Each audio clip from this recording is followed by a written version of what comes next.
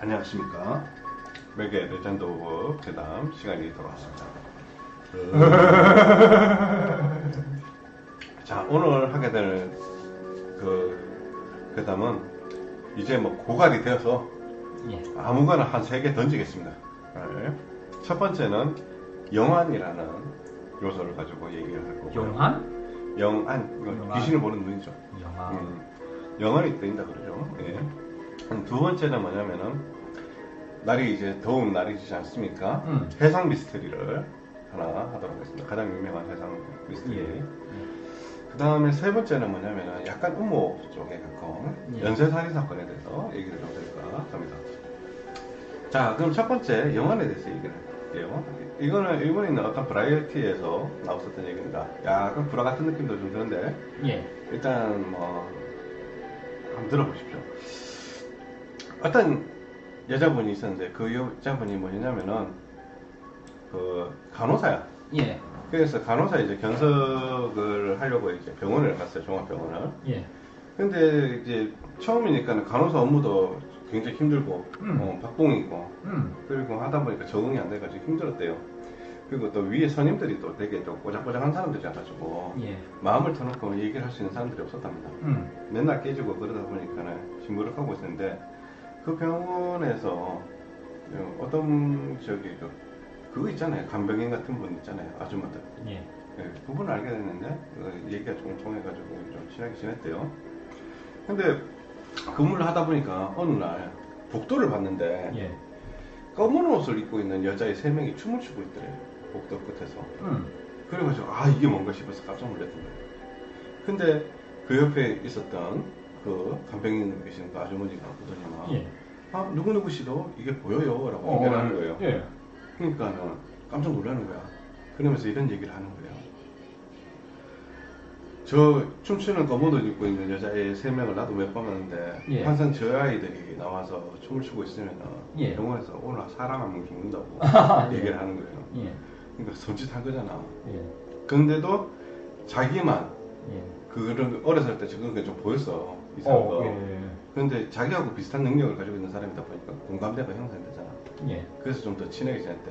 둘이서. 그러다가 어느 날 야간 근무를 하는데 병원 한 번씩 순찰을 돈대요. 왜냐하면 환자들 잘 지내고 있는지 문을 병실에는 열어놓고 자는데 그 안 열리는 것이 있는지 이런 걸 보고 그 링겔이 그 제대로 차 있는지도 확인하면서 이렇게 도는데 그 간병인 아줌마를 그 중간에 또 만난 거예요. 그리고 같이 엘리베이터를 타고 내려가는데 엘리베이터 버튼을 딱 눌렀는데 엘리베이터가 작동을 안 하더래. 그 등도 깜빡깜빡거리고. 그래가지고 이거 이상하다 생각해가지고 버튼을 딱 눌렀는데 이제 엘리베이터가 움직이기 시작하는 거예요. 근데 자기가 눌렀을 때 춤추러 가는 게 아니라 1층으로 내려가. 1층 지하로 내려가는데 1층 지하실에 뭐가 있냐면은 영안실이 있었던 거예요. 그러니까 두 사람 다 얼어가지고 무서워하는 거예요. 근데 옆에 있던 그 간병인 아줌마는 좀 즐기는 듯한 느낌이 들었어요. 그래서 지하 1층은 영안실인데 그러더니만 그 우스갯소리로 툭 치면서 이렇게 얘기하는 거예요. 저기 한번 내려가 보지 않을래? 라고 얘기했는데 그 견습 간호사는 그 기겁을 하는 거예요. 아니, 나는 그런 거 싫어한다고. 그러니까 나는 들어가기 싫다니까 한번 가보자 하면서 간병인 아줌마가 쑥 지나가는 거예요. 들어갔는데 혼자서? 혼자서요? 혼자서 가더래. 그래가지고 기다렸는데 시간이 지나도 안 오는 거야.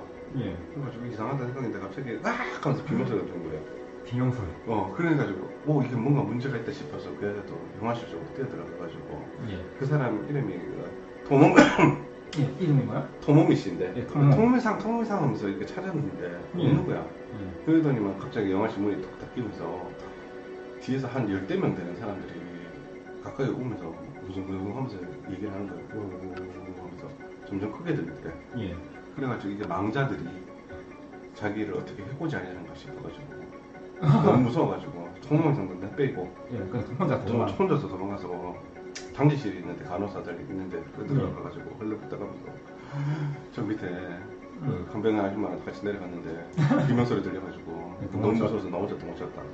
같이 내려가지고 그 하자고 이러니까 그 간병인 아줌마 누구라고 이러니까 통미씨라고 얘기하는 거예요. 그러니까 무슨 말인지 알겠죠? 예. 우리 병실에 간병인 중에 통미씨라는 분은 없다고 얘기를 하는 거예요. 좀 식상하다. 식상하죠? 예. 근데 이 이야기의 주관점은 무엇이냐면은 이 사람이 영안이 더했다고 그랬잖아요. 그냥 귀신인 거야. 그러니까 귀신인데 자기가 사람이 정확히 귀신. 자기는 귀신인가 사람인가를 구분을 못했었다는 그런 얘기죠.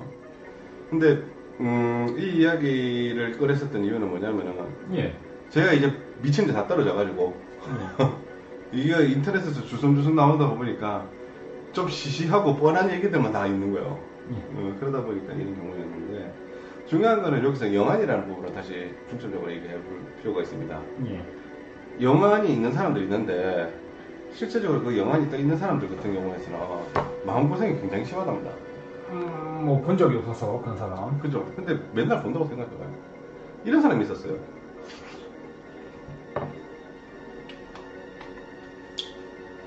잠깐만 좀 열어주세요. 뭐 열어요? 좀 왜요? 좀 더워서. 아. 어떤 사람은 그 루리앱에서 유명한 양반인데 영화 때여가지고 있는 고생하는 사람 얘기였는데 밤에 술 마시고 들어가가지고 있잖아요. 저 아파트 옥상 같은 데서 있잖아요. 시커먼 거 막 떨어지는 거 막 보인다 이 사람은. 근데 탁 떨어지고 난 다음에 잠시 지나고 난 다음에는 거미같이 스파이더 워킹 하면서 드르륵 하면서 다시 또 저기 복도 쪽 입구로 올라가가지고 똑같은 짓을 또 하더래요. 그래요? 이게 뭐냐면 사람이 마지막에 죽었었을 때 자기가 마지막 죽었던 장소를 못 벗어나고 과거에 있었던 행동을 계속 하는 거야. 자각이 없어가지고. 근데 그게 자기 출퇴근길이라든지 아니면은 그런 때 계속 만두치면은 기분이 참 더럽대.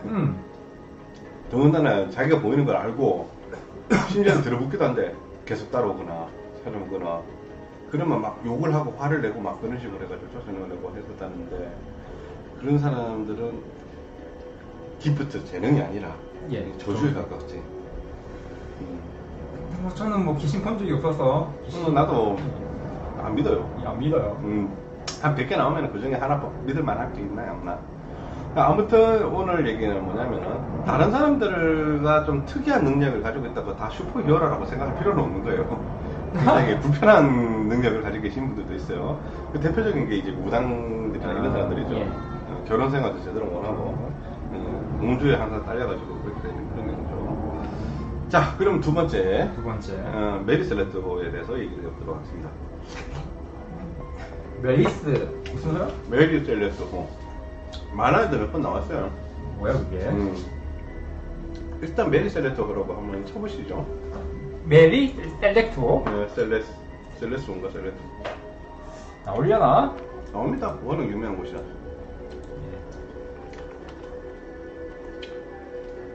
누구를 찾아야지?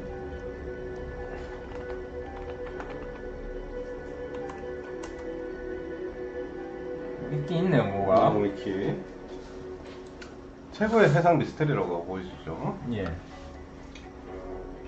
하도 여기 보면은 그 나오죠. 하도 유명한 얘기인데 잘 기억은 잘 안 나요. 근데 자, 이 배가 어떤 배냐면은 원래 이 배는 그러니까 그 배가 그 증기로 가거나 이런 게 아니라 범선입니다. 1800년대 나왔었던 배이기 때문에 영상 잠깐 찍겠습니다. 얘기하십시오.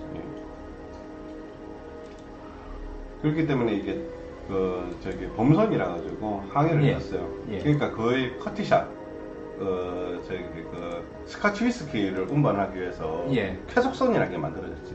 커티샷이라고. 그러니까 존나게 빠른 배들이야. 그거에 이제 거의 말기 때 해당이 되는 배라고 볼 수 있어. 근데 이 배는 원래부터 좀 사고가 많은 배였어. 그러니까 주인 메리 셀레토가 가장 큰 해상 미스터리 중에 하나인데 주인이 한 3번 바뀌었는데 주인이 바뀔 때마다 항상 사고가 났었던 배입니다.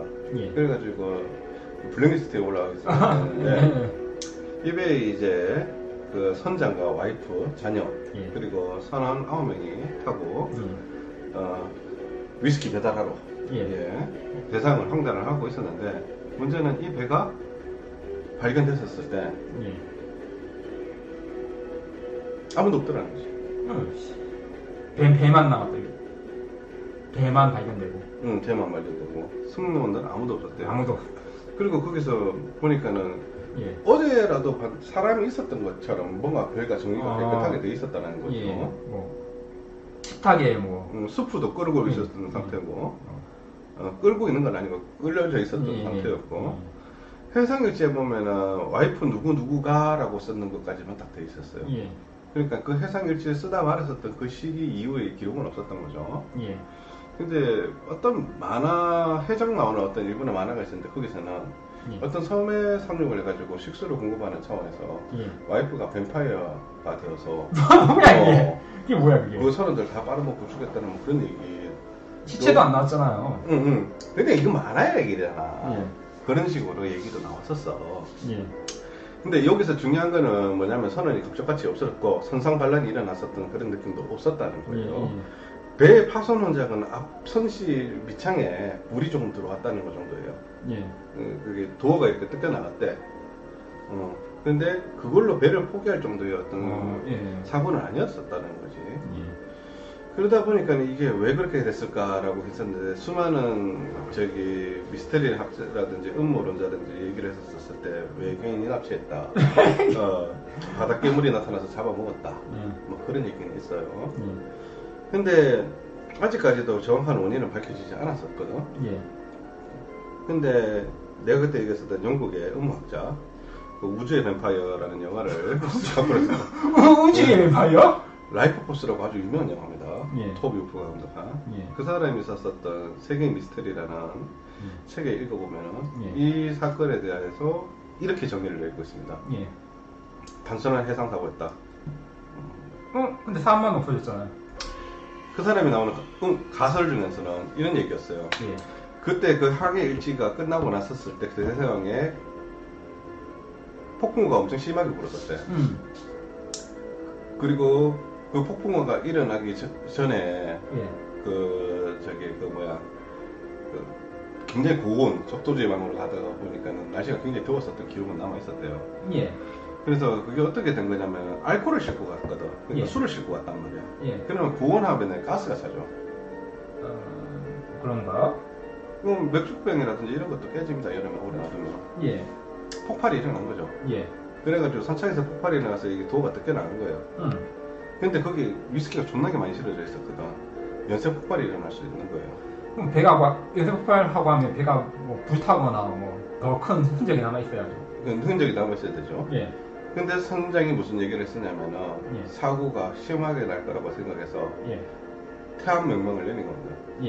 태암 명령을 내렸는데 이 태암을 했었을 때 승객들이라든지 승객이 아니라 승무원이라든지 와이프가 라이프 보트에 옮겨 타고 난 다음에 줄을 안 걸었다는 거예요. 모선과 자선에 줄을 걸었어야 되는데 줄을 안 걸은 거예요. 그리고 난 다음에 파도가 시게 치면서 배와 라이프 보트의 간격 차이는 점점 멀어지기 시작한 거죠. 그리고 난 다음에 선원들이 결국에는 해상에서 포로하다가 다 죽은 거고 배는 대대로 떠다가 갔었다는 게 그 사람의 결론이었어요. 근데 내가 봤었을 때 그 사람이 나왔었던 가설이 제일 완벽하거든. 현상발견이나 흔적이 없고. 근데 최근 들어서 또 다른 사람이 가설을 내렸었는데 이것도 꽤 그럴듯합니다.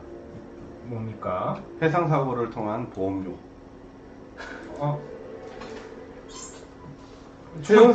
해운 사업에서는 이제 고액의 보험금이 들어가 있는 상태지. 그런데 승객들은 안전한 곳에서 승무원들은 피신을 하고 난 다음에 그 보험료를 n분의 1로 하고 그들이 만약에 보험회사에서는 5년 동안 실종 신고 처리했다면 3억으로 연결해서 보험금을 지급을 하거든요.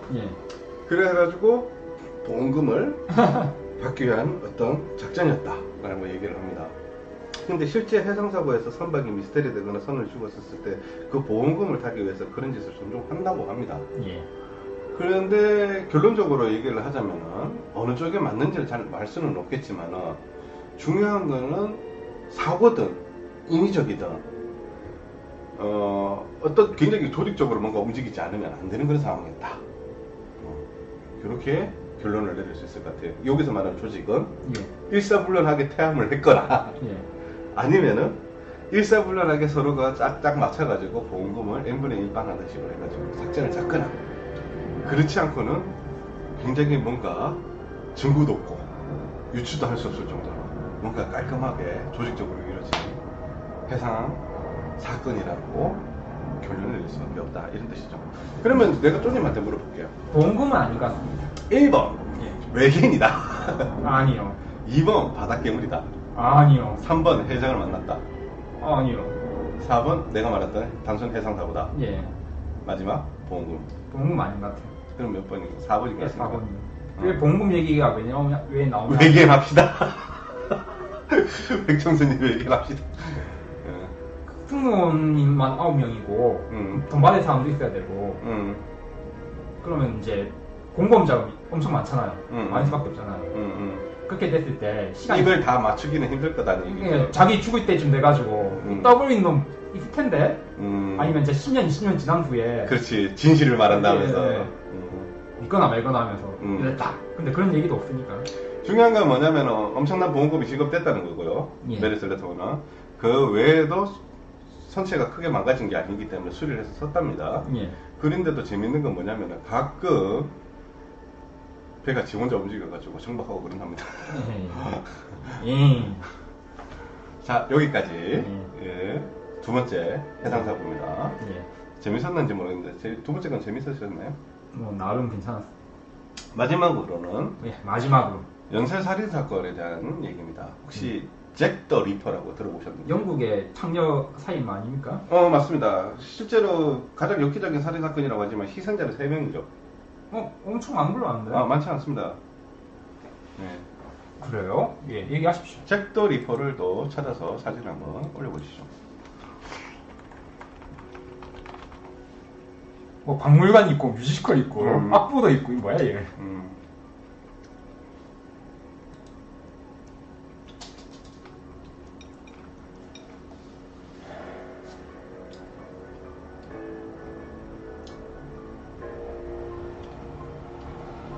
최소 5명입니다. 최소 5명이네. 아무튼 많이 죽이진 않았는데. 최소 5명에서 수백 명까지. 에이, 이건 뻥이다. 왜냐하면 그의 유명세를 빌려 범인의 사칭한 모범범인가. 모범 원죄는 아니죠. 그건 음흉한 사건이니까. 예. 아무튼 제가 알고 있는 지식까지만 얘기를 해줄게요. 예. 영국의 그 과거에 신사가 나라가 아니었어. 그건 알잖아요. 그러다 보니까는 이전저는 엮이지 범죄들이 많았는데 특히나 그 보호를 받지 못하는 계급에 있는 사람들의 살인 사건들이 굉장히 많았었어요. 얼마 전에 그 진범을 밝혀냈다는 얘기도 있고 뭐 그런데 DNA 해가지고 여기서는 좀 음모니까는 정답을 얘기는 하진 않겠습니다. 처음에 있던 여자 난자됐고 마지막에 세 번째가 하여튼 그때 되게 있었던 젊은 여자애가 있었어요. 22살짜리. 거의 뭐 신체가 완전 해부하듯이 막 이렇게 된 거야.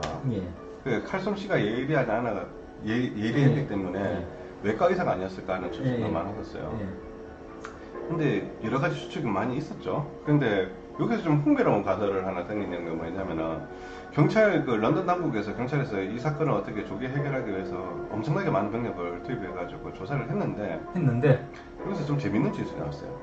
그 사건이 있을 때 영국 왕실에 마차가 있었다는 거예요. 왕실 마차가 왜요? 왕자가 떡칠하는 거지. 왕자가 떡을 쳤는데 그쪽 가설을 얘기하자면은 문제는 뭐냐면 왕자가 떡을 쳐가지고 애가 임신을 해. 이거 어떻게 됩니까? 뭐 근데 글쎄요. 몸 파는 사람들은 워낙 많이 하기 때문에 애빠가 누군지 모르잖아. 다 생하죠 보통. 그런데 그러니까 창녀가 임신을 하면 아내가 우기면 그만이지. 어떻게 알아? DNA 검사할 것도 아니고. 그 당시 때 어떤 얘기 했었냐면은 왕위 계승자가 애를 낳았는데 그게 아들이야. 그러면은 나라가 좆대거든. 좀 이거 시작부터가 좀 뭔가 풍조가 안 맞는데? 그래서 영국皇실에서 이런 어떤 불미스러운 사건들을 중간에 없애버리기 위해서 따라다니면서 예. 전문 킬러들이 와가지고 예. 떡지고 끝나고 난 다음부터는 예. 그냥 한 명씩 살해를 했었다는 얘기가 있어요. 예. 근데 내가 봤었을 때는 좀 그럴듯한다고 생각되는 게 뭐냐면은 예. 장친이 말했었던 것처럼 모방범죄자들도 있고 여러 가지 있었다 그러면은 어떻게 해서든 잡아냈을 거야. 예. 근데 그게 잡아내지 않고 뭐 뭔가 교묘하게 초반에 어떤 그런 여러 가지 그 의심할 건덕지들 같은 것 증거인멸이 좀 돼 있는 걸로 봤었을 때는 예. 그렇게 될 확률이 왕실에서 개입을 해서 예. 이런 불미스러운 일을 전문적으로 CIA처럼 더러운 짓을 하는 부서가 있었기 때문에 예. 이 사건이 조기에 해결되지 않았을까라는 그런 가설적으로 얘기를 하는 거죠. 예. 자, 그러면은 내가 알고 있는 지식에 대한 어떤 그 미스테리 점은 여기거든. 예. 근데 진범에 대해서 나왔었다는 얘기가 아마 나와 있을 거야. 저기 위에 한번. 영구 미제 사건이네. 아, 최근에 DNA 검사에서 나왔다는 얘기도 있어요. 예. 쭉 내려봐서 뭐가 있나?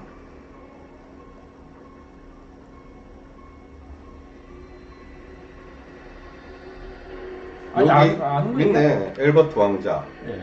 빅토리아 여왕의 손자이자 에드워드 7세의 장남의 엘버트 왕자와 관련되어 있다는 설도 있다. 왕자가 매독으로 미쳐 외친부를 살해했다는 실과 왕자가 외친부 사이에서 자식을 가졌는데 여기 가톨릭 교도인 엘버트가 가톨릭을 개종하려고 했기 때문에 뭐 어쩌고저쩌고 얘기가 나오죠. 예. 용의자 중에 한 명일 뿐이죠. 용의자가 존나 많네. 영화 프롬 헬에서 보면은 그쪽으로 초점 맞추고 있어요. 예. 자, 그러면 여기서 가장 주목해야 될 건 뭐냐면은 코난 도일의 추일이 되게 재밌을 겁니다. 예. 왜냐면은 메리 셀레토의 사건에 대해서 예. 워낙 유명을 해서 에드가 알렌 포도 가사를 내서었거든. 예. 수명한 추리 작가라든지 소설가라든지 이런 사람들이 했었던 얘기도 그럴듯하더라는 거지. 아무튼. 자, 오늘 메가 레전드 오브 괴담은 예. 이렇게 세 가지 이야기가 있습니다. 여기서 첫 번째 얘기는 무시하시고 두 번째와 세 번째 얘기는 위키 백과에도 잘 나와 있고 그리고 유튜브 영상에서도 그런 것들이 좀 나와 있으니까 흥미있게 보시면 될 것 같고요.